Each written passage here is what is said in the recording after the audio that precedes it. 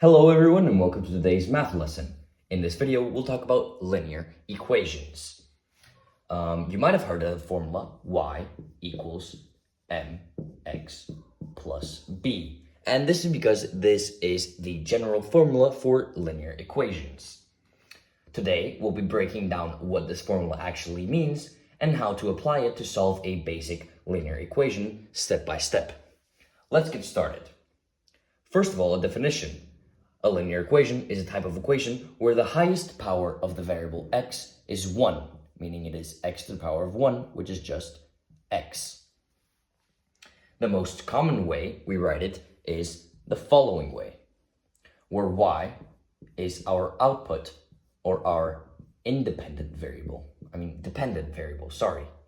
X is our input, our independent variable. So, depending on the value of x, will change and affect the value of y. M is the slope of the line, and b is the y-axis crossing the OY.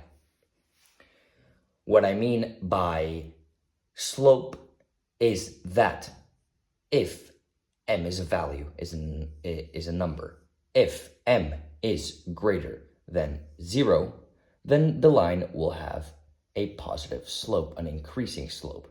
If m is smaller than 0, meaning it is negative, then the line will have a negative slope. Also, m, or our slope, determines the steepness of this line, meaning that the greater our value, the more steep the line will be. This means that if our m is 2, let's say, the line will be like so, but if our m is 8, then the line could be like so, more steep. And our b is the OY crossing, which means the point where this line crosses the y-axis. This would be our OY, and this would be our line. This point is our b. So, let's put this theory to the test. Let's get an example. Y is equal to 2x plus 3. Here we can see that our slope is 2 and that our b, or OY crossing, is 3. If we wanted to sketch this function, we would need several data. We would need some data. We already have the slope and we have the OY crossing. This means that 1, 2, 3. The line will cross in this point. But we also want to know our OX crossing. Where does the line cross the x-axis? And as you can see, the line crosses this x-axis when our y is equal to 0. Here our y is 1, here our y is 2, here our y is 3, and here our y is equal to 0. So, to find our OX point, we can do 2x plus 3 is equal to 0. And now, this is just algebra. You have to isolate x. 2x, is equal to minus 3. We move this one to the other side as a negative, and then we move this one here dividing. X is equal to minus 3/2. So our point on x will be right about here at minus 3/2. And now we can draw our line.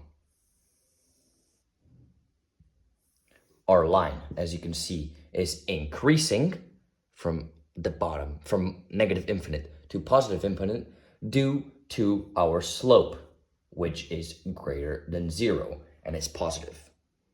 That was pretty easy, right? Now let's try another example where we have to find the x value, as it is a variable. Let's have 4x plus 2 is equal to minus 6. Here, as the next step, we just move the 2 to the other side as a negative, so 4x is equal to minus 6 minus 2. 4x is equal to minus 8. And then x is equal to, we pass this one to the other side, dividing, minus 8 over 4, which can be simplified to minus 2. This means that our x is equal to minus 2. And that is the answer to this equation. Hopefully this lesson has served you to better understand linear equations.